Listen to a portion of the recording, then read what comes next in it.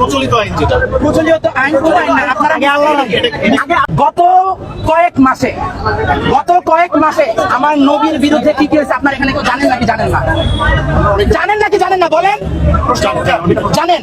এবার একদম সাফ ভাবে উত্তর দিবেন কয়টা সাতিমের বিচার হয়েছে বলেন। একটা সাতিমের বিচার হয়েছে আমি এখান থেকে চলে যাবো ইনস্ট্যান্ট, আমি সবাই বলবো চলে যেতে। হ্যাঁ বলেন একটা সাতিমের বিচার এই এলাকা না বাংলাদেশ একটা মুসলিম কান্ট্রি। কত পার্সেন্ট মুসলিম আছে এখানে ভাই? 99%। আমি বলবো এখানে 1% মুসলিম বাংলাদেশে নাই। বিশ্বাস করেন না? না না আমি বলবো আপনি সূরা ফাতিহা বলেন আপনার ভুল থাকবে। জায়গাগুলো বাদ দেন, সব আপনাদের দাবি কোনটা কি সেটা বলতে পারেন। এখান থেকে যে বাইর হইতেছে না আপনারা প্রটোকল দিতেছেন, আমরা কেন দিতেছেন? আচ্ছা এখন বলেন আপনারা এখানে কি থেকে কি করবেন? আমরা এজ এ রেসপন্সিবল সিটিজেন এবং আমরা সবাই আইনশৃঙ্খলা বাহিনীর লোক। আপনাদের উচিত কি ছিল ভাই জানেন? আপনার এটা যোগ্য না, আমি এটা ধরার সাহস কেন পেয়েছি জানেন? সেটা না বলি আমি আপনাদেরকে বলে দিতেছি আপনারা এইখানে যতজন আছেন একজনও ভাই যোগ্য না ভাই। আপনারা ভাই নিজেরা জিজ্ঞেস করেন ভিতরে আমার নবীকে গালি দিছে তার এখন বাইচা থাকার অধিকার আছে নাকি নাই আপনারা বলেন তো? আছে?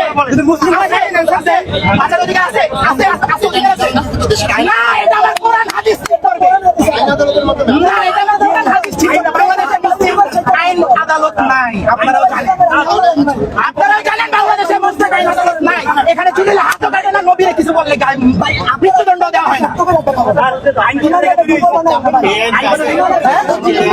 কি বাংলাদেশ মুসলিম কান্ট্রি আপনারা মানেন?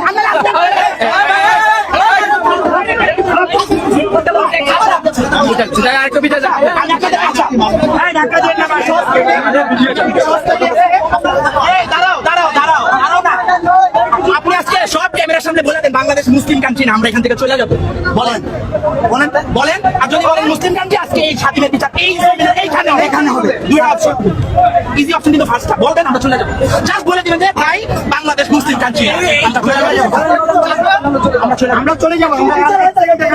আর যদি বলেন বাংলাদেশ মুসলিম বাংলাদেশ আপনি বলেন নবীর অপবাদে কেউ অপবাদ দিয়া করে না আছে, নববী আইন আছে, নববী আইন আছে।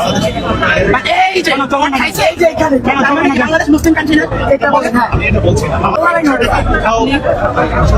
মানুষের আইন মানি না, মানুষের আইন মানি না।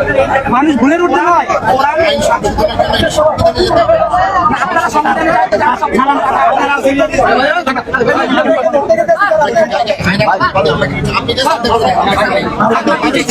আপনার গায়ে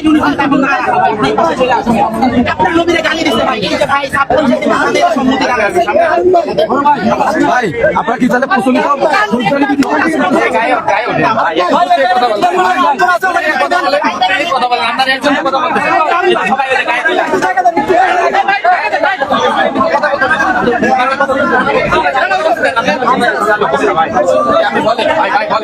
গায়ের উপর আনতে হবে না।